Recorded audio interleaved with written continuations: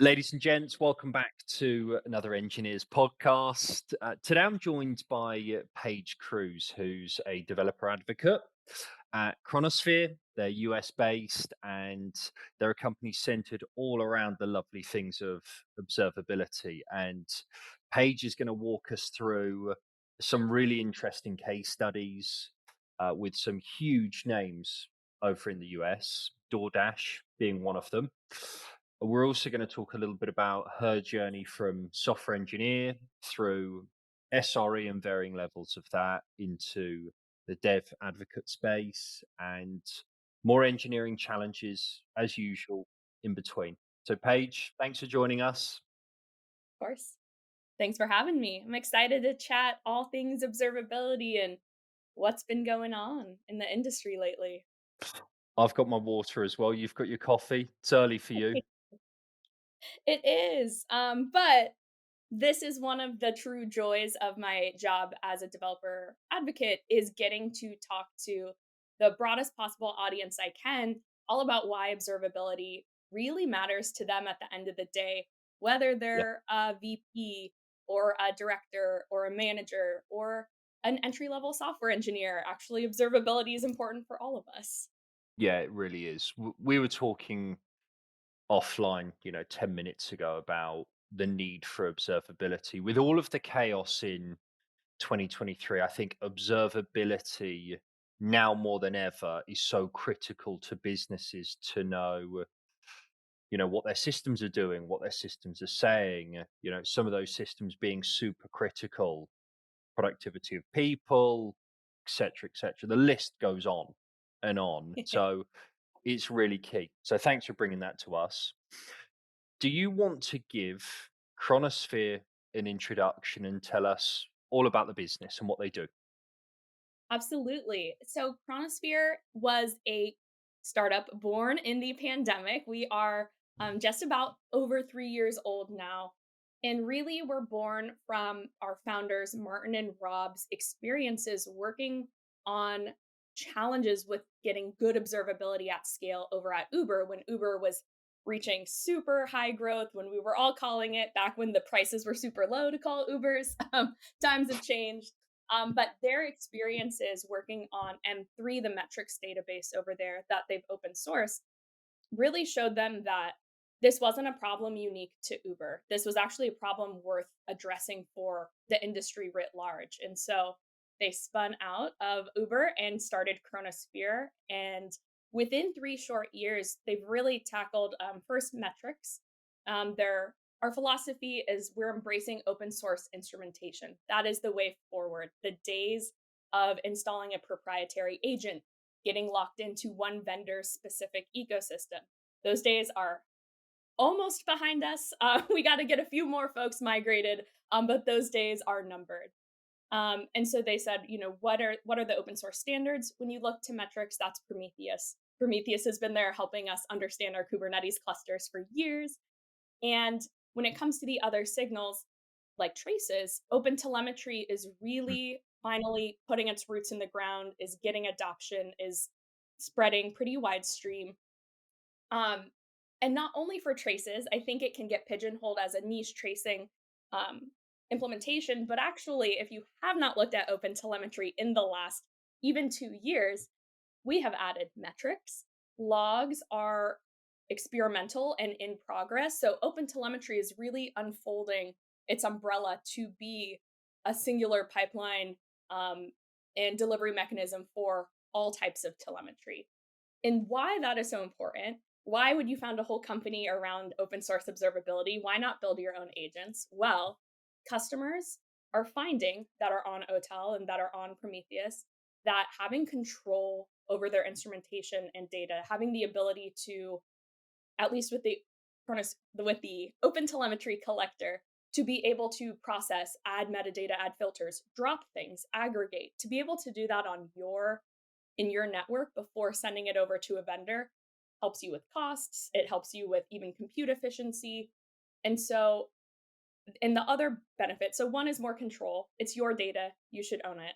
Um, when a situation or a vendor doesn't work out, or perhaps you're running your own DIY Prometheus installation, which is a totally great way when you're starting your company and you're small out and the data loads are manageable. Why not start with DIY prom? But at a certain point, as your business scales, the more effort you're spending in keeping your monitoring system alive instead of putting those SREs or ops folks on helping your product become more performant and reliable, that's a business disadvantage. And so at a certain point, it makes sense to say, what would it look like if we sent this to a vendor and freed up more time? And that's really what drew me to Chronosphere is one, I didn't want to work in proprietary instrumentation anymore. I see where the puck is going. I want to be there. And the second is that when we talk about efficiency and developer productivity, sometimes when I'm reading these articles online, I'm like, it really sounds like you're blaming the developer. Like, I want to take a second because we have been shifting everything left. Developers are supposed to be testing experts and performance engineers and SRE, and they have to run and operate their own stuff. So they're maybe touching Terraform. And like, we put a lot on developers' plate. And now the headlines are all about developer productivity. Like, that is a lot of pressure to put on them. And for me, I'm like, observability needs to be there to help you. It's there to understand your systems. It's there when you get paged and you get an alert. It means your alert has context. So your investigation is jump started instead of figuring out, should this alert even fire? Is there actually a problem? Why did I wake up for this or leave my movie or whatever it is? Um, and so I guess in a nutshell, I'm excited about Chronosphere. I joined and I'm proud to be advocating for it because open source instrumentation I think is best for the customers. It's great for us as a vendor, but it's really more about the customer experience. I have done some observability migrations. They are my least favorite project. They are getting easier to do the more and more tooling that is built, but it's a big lift for your company, and you want to make the right choices. So it's about, yeah, control and ownership of the data. And then for me, that transparency around how much it's going to cost. Um, we had talked a little bit about this FinOps book I'm reading, which is a mashup of finance and DevOps. And it is drawing a lot of parallels for me with the cost of observability. They mentioned this term called a spend panic, which is where a company has moved to the cloud. The bills were fine for a while. And at a certain point, enough new instances are getting spun up, or some data store for a developer environment has been running for 3 years and nobody even knows how to access it. And you have this moment as a leader where you say, well, the bill is too high and we've got to bring it down. That spend panic moment is very much the same for observability.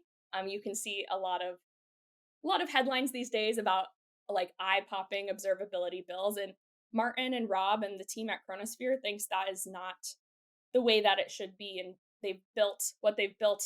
Part of it is called the control plane, and it gives our customers the ability to say, do you want to filter things, drop them, aggregate these metrics? Do you want us to pre-compute these really expensive queries so when you open a dashboard, it is snappy? Because if there's anything Yeah. a developer hates, it's waiting for more than like 3 seconds. Um, Not a patient bunch. What I love about a couple of things in there, there's some nuggets that I want to pick up on. The fact that, especially at a global scale of a business like Uber, you work on an open source project, or you build some tooling internally that you think will be valuable for the business. You open source it, you build a company around it. We featured about a year ago now team at Incident IO who did something similar at Monzo Bank. And Yes.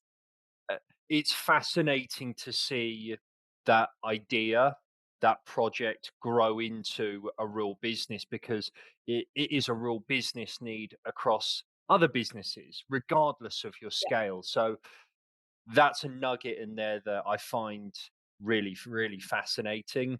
The FinOps part, we've spoken about this as well. Some costs are astronomical.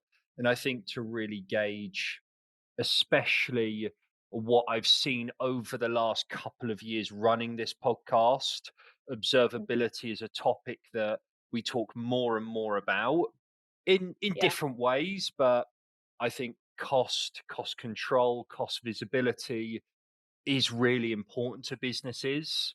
Again, Yeah, at varying size of businesses, especially if you're a small startup and you're thinking about how do we get something off the ground, but we keep our costs as low as possible.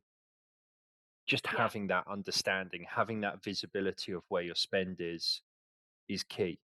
yeah, absolutely. And the thing that I think the philosophy of DevOps itself is always preaching is that continuous improvement, that Yeah, the technical decisions you make today, the architecture that you choose today, um, that is fine. You're solving the problems for the current context you're in the moment. That does not mean that that decision should stand for the next 3 years. You just like as people reevaluated monoliths and moving to microservices, I think if you have not yet explored tracing, now is a great time to see when and how this could help your engineers. If your metrics or logging bills are just so high and your executives are in a spend panic, yeah, what I see is people really kind of quick reacting, do whatever it takes to lower the bill.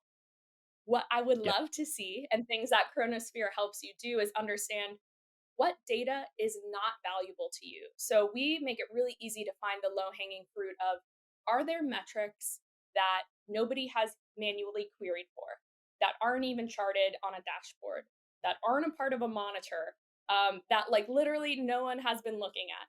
That is a pretty safe thing to just cut. You can always re-add a metric back if you need it, but like we're helping you make more intelligent decisions about what data you need and your engineers rely on and what you don't. Because our message isn't cut costs at the expense of everything, but really making sure you're paying for getting the most usage out of the data that you're paying for. yeah. And so that is like one of our features called Metrics Analyzer. I would have killed for about a few years ago in a role where I had to do trimming of the bill, and it I was like, you if I could go back in time and just have Chronosphere, this would have saved me months in like handcrafted Google spreadsheets with awful formulas. Like, oh my God, I would have loved this. And so, yeah, I'm really proud to represent all of the things, all of the parts of our product that Right. are there to help you. We don't want to have an adversarial billing relationship. We want to help you because we know if you're happy with your data and you're happy with the experience, you'll stay with us. Yeah. No No, lock-in. of I course. guess, yeah, there's just a Yeah. million reasons I love No lock-in. Yeah, exactly. Throw us a couple of typical engineering challenges that Chronosphere feel it. that they have to tackle on a daily basis. Yeah, there's a couple cases. One which we have mentioned before is where you are outgrowing your DIY observability stack. And it's not just kind of small early startups. There are a lot of mid-size and larger companies that still do run their own stacks and have whole teams that are staffed to keeping that operationally alive. And for me, I always came from working at an observability vendor or using a vendor's product. I hadn't really seen or understood the challenges of DIY self-hosting until I got here and I started to ask questions, and we would get nuggets from engineers like, "Oh, our monitoring system goes down frequently." I said, "Excuse me?" Yeah. "Excuse me?" That is the one part that like absolute like no offense to the rest of your product, but if you can't monitor it, that's very terrifying as somebody holding the pager. You're quote unquote flying blind. And so like that's the worst case, right? That's like you're in a really bad spot if you're self-hosting and things are going down.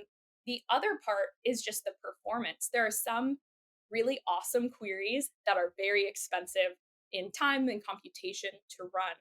And what that translates to at the end of the day for engineers who are troubleshooting is a dashboard with just that infinite loading spinner, the rainbow beach ball, if you will. Like when I am responding to an alert, I do not want to see a loading spinner. I want to see that data. I want to see that data yesterday.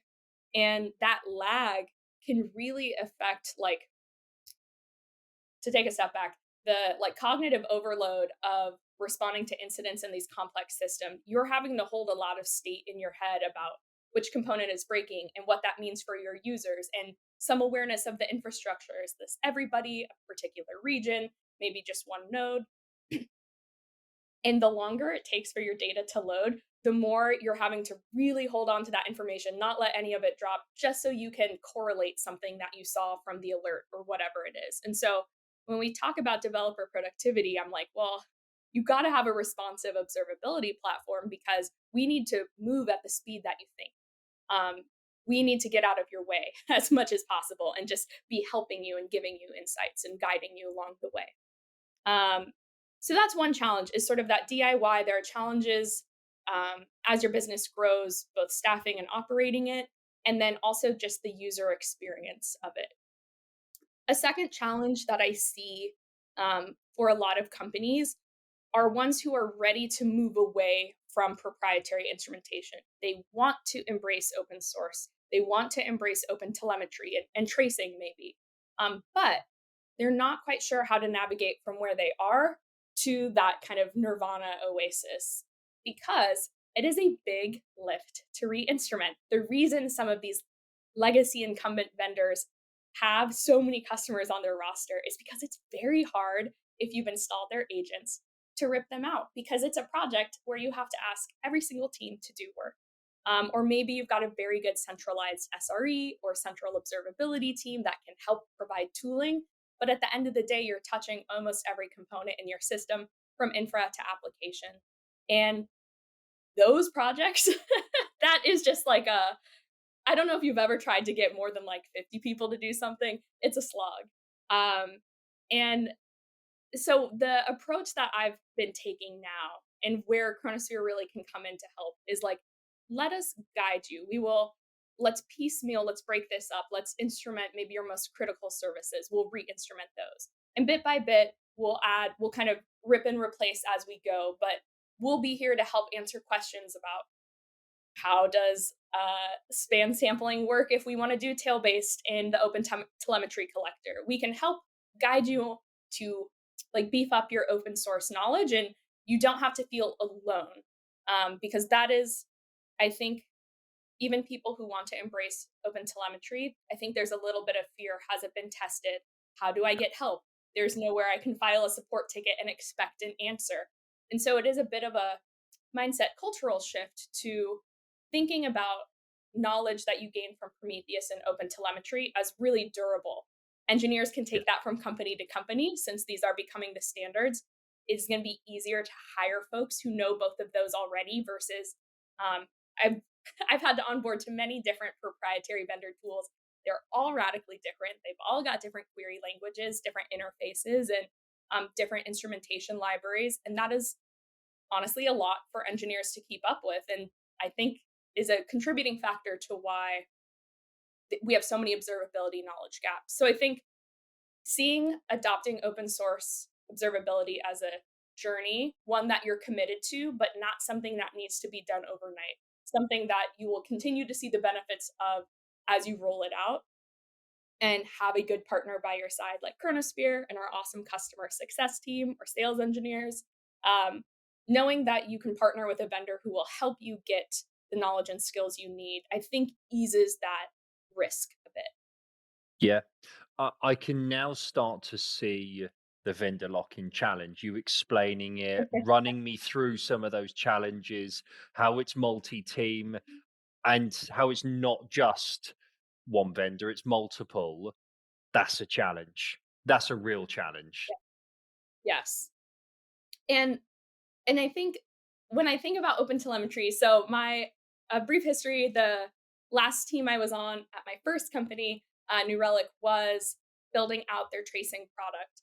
And so I have been thinking about distributed tracing for, 7, 8 years now, a lot more than, uh, gosh, I've forgotten a lot of stuff. I've learned a lot of stuff. But I've spent more time than the average engineer thinking about how to make tracing work, what the challenges are. Um, and people ask a lot, tracing is dead, or we don't really think that if tracing's been around, why isn't everyone using it? And I'm like, well, it took us a long time to get one standard. We had to merge two competing open source projects. That already is a lot of work. We had to get every major vendor, or we offered every major vendor a spot at the table to help us craft this future. And if you think about what we're replacing, these incumbent legacy APM and monitoring vendors have had 10, 12, 15 years to develop their agents and to, build the infrastructure and the tooling needed. We are replacing that writ large with a standard. And like, yes, that will take time. But if you just follow the OTel release notes, you'll know that there is a constant, steady drumbeat of improvements and new functionality being added. So Yep. if you want to wait, see how things shake out, I mean, it's trending very well for completeness and for bringing all the signals together. So, if you're a little on the fence, check in with OTel in 6 months. Make a note to keep checking in and just see where it's progressed. Nice. Okay. I'll put that in the comments below for Okay. people to have that link and continue to come back to it. We've spoken offline about a couple of case studies. One we're going to focus on is DoorDash. There's another really want to go about Robinhood, but let's touch on the DoorDash one. So, would you like to paint a picture for the audience to just understand the DoorDash case study and how you've helped them scale, plus other things, I'm sure? Yes. And for anybody that doesn't know, DoorDash is like the American version of Deliveroo. Yeah. Yeah, yeah. Same kind of I should have idea. done that. They Yeah, I'm Yeah, I fascinated was by this, by the way, because especially during COVID, big Deliveroo fan. So I want to see the ins and outs of all this stuff. yeah, and when you think about the core model there, you've got a user who's ordering from a mobile device, food from a restaurant who they have not spoken to. And also, we are now dispatching somebody to go from point A to point B. And a million things can go wrong along the way. Traffic could be, affecting that wait time. Maybe you accidentally dropped the soda and you had to go back. Like, there's a lot of things that can contribute to a poor customer experience. And the more data you have, I think the better about that and the stats. And so that's like DoorDash in a nutshell. I love it when I'm on the road. I'm always door dashing to my hotel. Big Yeah, fan. But good. how did they get connected with Chronosphere? Well, they were unfortunately experiencing a lot of data loss with their metrics. And when we think about metrics, I think sometimes they get a bad rep as, what are you going to do with a metric? It can't tell you where problems are. It can't tell you why something's happening. Well, metrics tell you that there's a problem. I think that's a pretty good like checklist item. Metrics are what powers all of the alerts that are paging engineers all the time. When a number passes a threshold, that is a metric. And so I think we need to show metrics a little bit of love. And that kind of sets up why losing metrics or intermittently losing metrics is actually a big issue because we do rely on them to be that, pulse check on how our system's doing. And so they were using DoorDash was using a bit of StatsD and one other solution to monitor their VMs. But as their technical system grew, as they added more engineers, as more services came online, their monitoring system wasn't able to scale with them and it kept breaking down. And specifically, their lead had said that they were experiencing, quote, constant packet loss, which are three terrifying words, Mm. all in that order.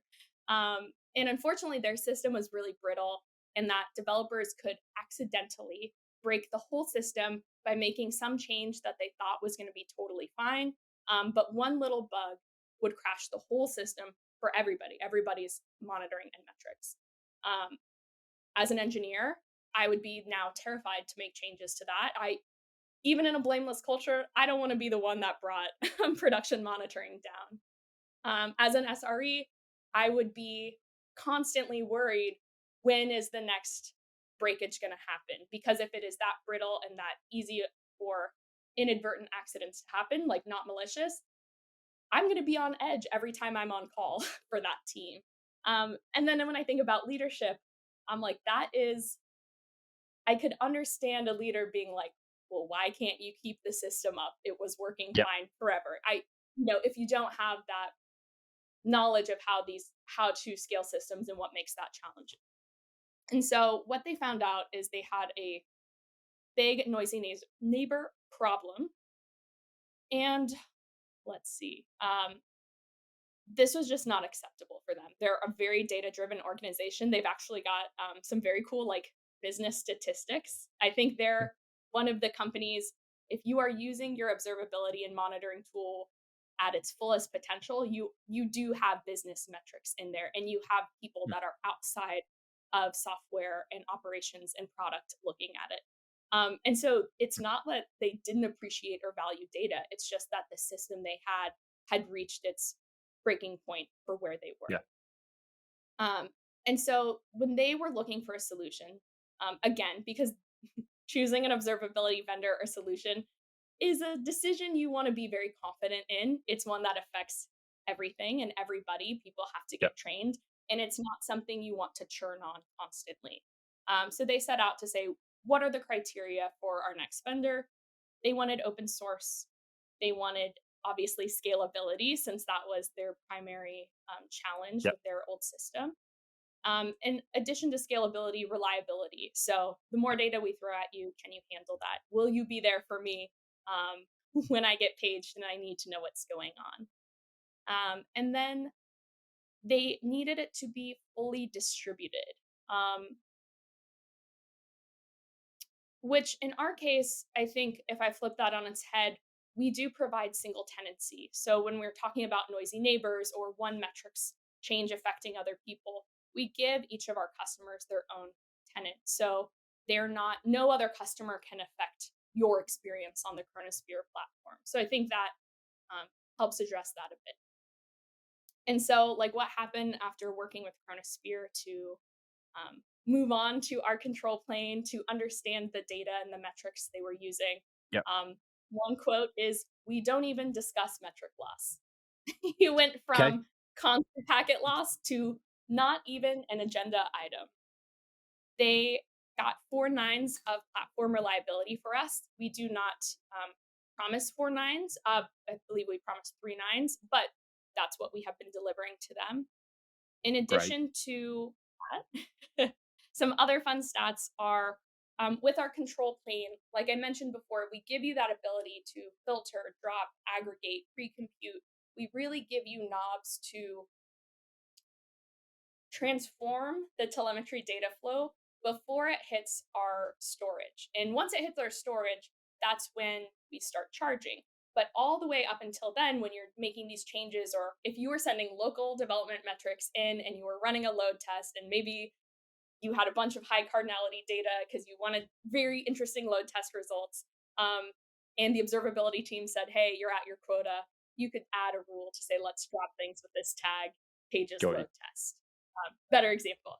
Um, so when you're affecting the data volume that's hitting and the data cardinality that's hitting our system, that is also saving you money at the end of the day. Yeah. In DoorDash's case, over 3 years, they saved $42.5 million. That's a Wow. lot of headcount. That's a lot of burgers. I could live on that for a very long time. Wow. And that's because they had this control over their data flow to make sure they were getting the most value out of what they wanted to store. Um, so That's a just like pretty incredible sum of absolutely money. a And the scale irony thing, around FinOps, eh? right?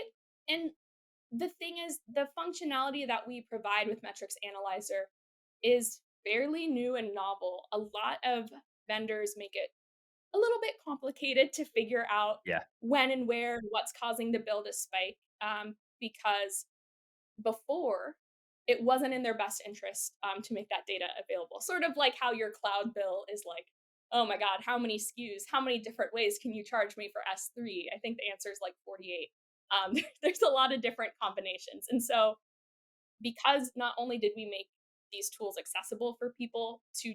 modify and understand their data, but we also made it easy to do. The interface is simple. We let you Yeah. sort and filter by most and least valuable and most data points per second, because obviously more data points per second, more data, more cost. Um, and for just a little mention of scale, DoorDash is sending about 840 million active time series. Um, Wow. they have no shortage of data over there. When they say they're data driven, it is true. So it is not like we are cutting into the like fidelity or the ability for them to pull great insights just by cutting this data that they didn't need or rolling things up. Our whole idea is that you're balancing that cost efficiency with the effectiveness of the data, and that those levers are for you to decide for your business context. But yeah, DoorDash had great success, and I'm a big fan. They do not pay me to say Yeah, that. I am a yeah, big, big fan. I bet. I bet. And I think with so many developer tooling products nowadays, developer plugins, customer experience, right? And you're talking about dashboarding, integrating certain parts into what you want to see, what data you want to see, the control plane. I think dashboard customer experience is so, so key nowadays to getting something right in that regard. So well Yeah. done, guys. Well done. Yes, And and these obviously, savings don't DoorDash have were a to. Oh, go success. ahead. Yeah, DoorDash were a success. Yes, I'm sure Robin Hood were a absolutely. success and many other case studies.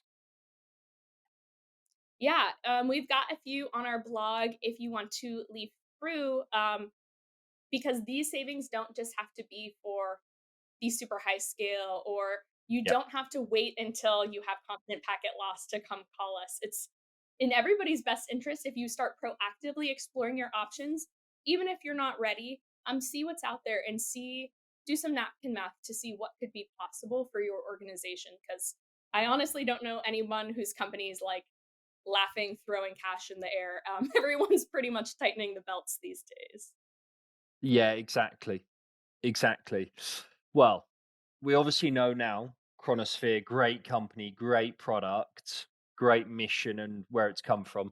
Let's talk a little bit about your journey. So, software engineer, varying levels of SRE through to dev advocacy. So, talk to us about that evolution.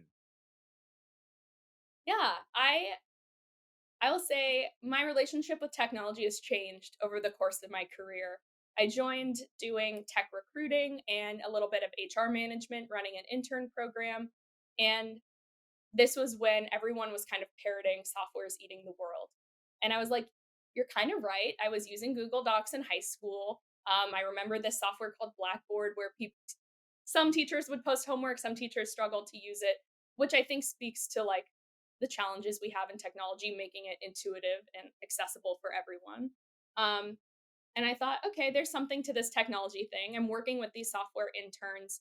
Um, I took a Python class in college. I studied engineering management. And so I was like, I know what a for loop is. Maybe I could ride this software wave. I looked around, saw a lot of happy other women who were really happy in their engineering roles. Great. And then being in HR, I kind of knew what people made, and I'm like, I could Yeah. buy a lot of alpaca if I was a software engineer. And so what really started it though, and the through line for my whole career is like the power of to data in context to make points and affect change. And so in my case, I was doing this recruiting coordination role. And I said, look, our company is growing so fast. I am booking more and more interviews than I have before. I'm having to do this overtime. Love overtime pay, but don't always want to have to do it. I think we need to hire someone else. And they're like, yeah, yeah, we hear you. And then I said, okay. I've Googled online and I found a Google Apps script that would count calendar events matching a substring. And so I kind of copied and like hacked away a little bit until I got it to count up the number of interviews kind of rolled up week over week for that last probably 2 or 3 quarters to show like no, this is really I'm not being like dramatic. Like this is taking up a lot of my time, and I would like to raise the flag now. So I take my little chart into my HR meeting and I'm like, look at the data. We're doing, this is wild. And at the time, ATS or applicant tracking systems were getting their heads around data analytics, but it wasn't like today where there's dashboards and charts all over the recruiting pipeline. And so I was able to provide this view that they weren't able to pull from the ATS. And all of a sudden, their eyebrows raised and said, wow, no, we're not going to hire somebody because we don't have budget. However, we really want you to make this report for the other, like the sales interview calendar and the marketing interview calendar. We want to see all this data together. And I thought, this is interesting. What before was like a feelings based conversation, I now have brought some facts. And while I didn't get the outcome I wanted, I saw how relevant and interesting data was providing better conversations and people were asking more questions. And we were able to share some of the load across all the coordinators because we could see who was snowed under. And so that to me, I was like, okay, if I can figure out how to explore and handle any bit of data that's available to me, it's fun. And I think this is a way that I can start to advocate for more changes. So that little episode kind of got people like, "Oh, you know how to code?" And I said, "Not really." I went over to Hackbright, and which was a 3-month software boot camp, learned more Python, came out, and was really not sure what to do. Even 5, 6, 7 years ago, getting an entry level software job with a non traditional background was very difficult. It is even more difficult today. But because I had worked for a software company, they did hire me back. And so my first team was very meta. We were building the demo for a monitoring company. So to show off how good our monitoring platform was, we had to write really bad software that did awful things like n+1 queries and horrible timeouts. And I was like starting my career writing bad code on purpose. It was just very like That's some funny to way. me. That's some way to Yeah, learn. I got to break all the rules. Um, And from there, I thought, well, this is interesting. I've learned how a little bit about selling software because for our production environment, if we were down, that meant any salesperson who was in a demo had a real awkward time and had to cover for us. And when you're not the face, when you're not the external person that's talking to customers Yeah, or prospects, you don't feel that. You're not the one whose face is out there having to apologize for exactly. reliability issues. And so the more I talked to sales, I was like, oh, it's really important what I'm doing. Um, Mhm. However, at a certain point, I said, okay, we had finished a couple big projects to make the demo environment spin up, spin down with Terraform, and so the project was in a good place. I said I want to try greenfield engineering. Moved over to the team that was working on tracing, building out the new product. And I said, "Oh my god, Trace." I said, "Oh my god, greenfield is not for me. I am not the person you hire as your first engineer at a startup. I do not like the trade-offs you have to make in those situations. I like to keep things reliable. I want to work on stability. I want to have a longer term vision that I'm working towards." And so while I learned a lot about tracing, a lot about back-end engineering, I after a few months I said, "Okay, I'm going to try this SRE thing because they're the ones that are focused on reliability and stability. And I think that is where my interests lie." So I popped over to a design company, did SRE. That's where I was introduced to Kubernetes. And I found out from there and a couple other places I practice SRE, no one does it the same way. And even people on the same team can have wildly different philosophies and reasons that motivate them and approaches that they think um, the team should take, and even how to prioritize initiatives. And when you're not senior and you haven't seen a lot of projects and you haven't seen kind of the cycles of business and the trends and the seasonality, I found it to be a little bit taxing, always being like, but isn't this SRE? Like, isn't this how we should do it? I would like to try this. Um, and I think the role a little bit when you're at I was at B2B SaaS startups. When you're an SRE at mid-sized B2B SaaS startups, you really are working on infrastructure. You are part-time IT, you are part-time security. It is you wear many hats. And Yeah. I wanted to wear one hat and I should have probably gone to a big company with an established discipline. But at the end of the day, all of that experience got me understanding what a SOC 2 audit looks like. Um, reacting to spend panics, not only for the infrastructure cloud bill, but for Yeah. the observability bill. It got me understanding when and how to address incident coordination problems and how to really be thoughtful when interviewing engineers about their on call experience so that they open up instead of see you as someone who's just going to listen to them and never actually affect change. And so I'm very grateful for the companies I worked with and the teams that I worked on and the mentors that still talk to me today and guide me. But unfortunately, I was a victim of burnout. After a couple companies, I think no one had a great time during the pandemic, and especially Yeah. not me. And I really took a step to say, took a sabbatical. What do I want to do? What are my skills? Where do my passions lie? And what is sustainable for me going forward? Which is what brought me to observability developer advocacy, where I get all the best parts of SRE teaching, going to conferences and sharing my advice and perspective in conference talks, getting to do webinars, coming on lovely podcasts. I get to share with the world why observability is important. And I don't just have to parrot Chronosphere. Well, I do believe Chronosphere is the best solution. I get to talk about open telemetry. Most of the work that you will see come out of me is free, open source, applicable no matter what backend or vendor you're using. And for me, that is a lot more valuable to the industry than if I were just pushing out proprietary vendor stuff. And so, like, I'm learning a lot about marketing. I promise you, we don't sit I and bet. dream up new buzzwords. I think people think we're just like evil and how do we get your phone number and spam call you? Like maybe other fields, not us. We really just want to get the right message in front of the right person at the right time. So yeah, that's a little bit like in a nutshell. I've seen a lot, done a lot, and all of that led me to a very informed decision to come work and put my face on Chronosphere's product. There's so many takeaways there, I think.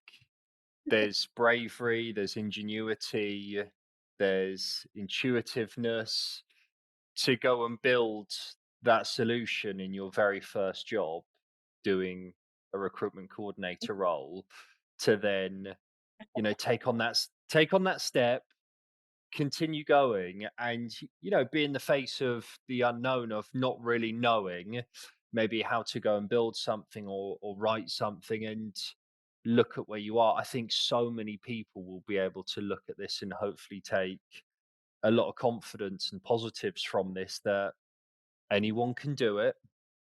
We do have a tech Yes. shortage, or we do have a people shortage in tech that Mhm. obviously everyone's thinking about very different ways to try and address.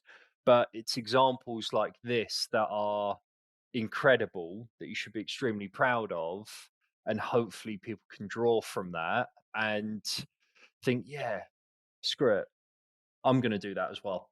Yeah, I please. I really think that, especially in the observability space, we use these really off putting academic and scary sounding terms: telemetry, Yeah, observability, cardinality.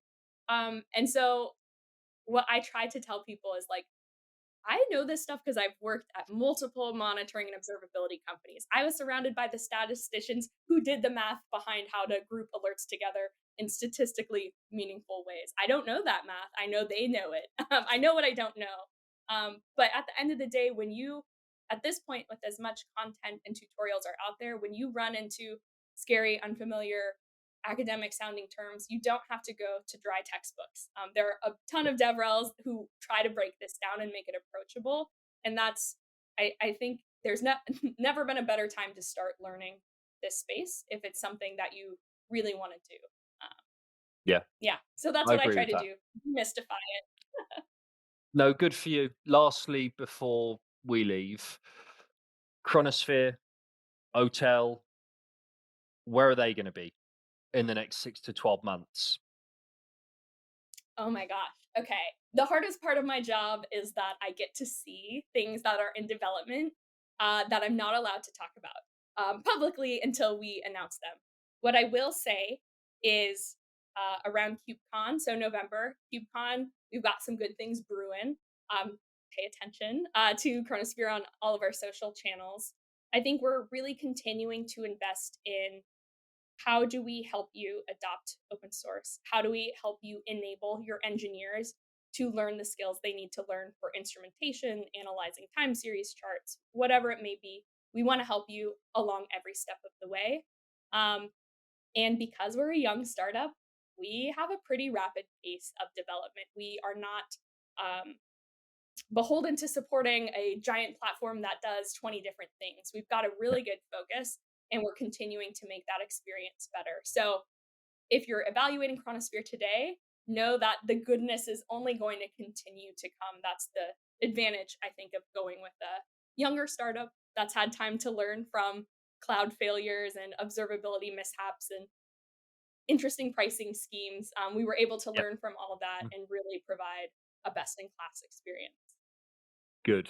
And this has been a class experience as well. This has been great learning more about It's been Chronosphere. so fun. Hopefully, we can accelerate some of that adoption as well, and people listen to this and think, I'm going to use that.